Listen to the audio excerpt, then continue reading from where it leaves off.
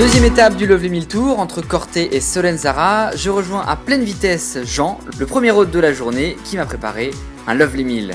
Cet ancien fonctionnaire de Marseille est revenu dans son pays, la Corse, pour produire en famille du fromage à la campagne, mais aussi pour ouvrir un camping à la ferme et faire des repas avec ses produits locaux. On élève des brebis et on fait du fromage. Voilà. C'est l'activité principale. Le système est simple, c'est couplé agriculture et tourisme. Mon épouse qui fait le fromage, moi j'y participe aussi, moi je traite les brebis, voilà. On mène l'exploitation à deux. Quoi. Enfin, nous j'étais nomade avec des chèvres, on avait 300 chèvres, donc on faisait le tour de la Corse, on louait les pâturages. Et la location était plutôt précaire. Et donc on a dû acheter cette propriété et la mettre en état. Pour la rentabiliser, il fallait une partie touristique. L'agriculture seule ne fonctionnait pas. Pourquoi est-ce que vous avez voulu aussi ouvrir l'exploitation et faire venir des gens et partager aussi votre amour et votre culture pour la Corse? C'est un besoin aussi d'échange, parce que voilà, il y a un échange, il faut quand même échanger avec les autres, on ne peut pas rester reclus. L'ermite dans la montagne, c'est fini. Mais c'est pas pour moi, c'est pas trop mon truc, moi, l'ermite dans la montagne. Jamais à court d'idées, Jean a également lancé une activité de kayak, en attendant bientôt l'escalade.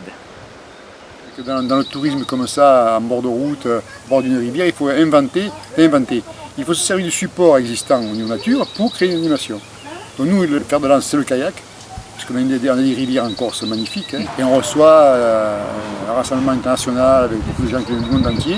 Là, c'est un bel échange qui se fait. Là, actuellement, on commence à avoir des gens qui viennent de l'Est, des Russes, Slovènes. En Anaïs, c'est des Russes, bon, c'est quand même particulier.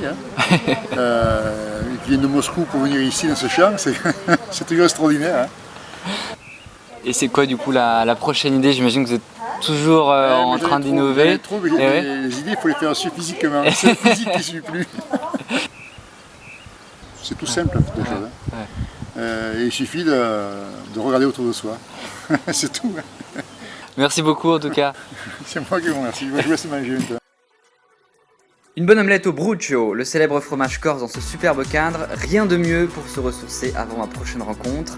Raphaël, ingénieur agronome de formation, possède un vaste verger dans lequel elle cultive des olives, des figues, mais surtout, son produit préféré, des noisettes. Une passion qu'elle partage naturellement en préparant des goûters thématiques de découverte, et elle pourrait en parler pendant des heures, à ma plus grande joie, évidemment. La noisette est quand même un petit fruit très sympathique. Très sympathique parce qu'on peut la transformer d'énormément de façons différentes, que ce soit en sucré et en salé, et rien ne se perd. Par exemple, les coquilles de noisettes, elles sont recyclées, soit on les utilise dans la cheminée l'hiver, donc c'est un très bon combustible, ou bien je les mets au pied des figuiers pour éviter que l'herbe pousse. Donc rien n'est perdu dans la noisette. Voilà. Je sais pas ça. Ah oui, c'est magnifique. Quand on commence à parler de noisettes, c'est fini. Souvent on ignore, mais Chervionne, qui est une ville corse, a longtemps été la capitale française, donc la capitale nationale de la noisette. Après, bon, c'est un peu tombé dans l'oubli et maintenant on essaie de la remettre en valeur. Et ma mère était originaire de Chervionne. Alors moi je suis saguisonnac, donc c'est 50 km plus au sud, mais j'avais envie de recréer mon petit Chervionne ici.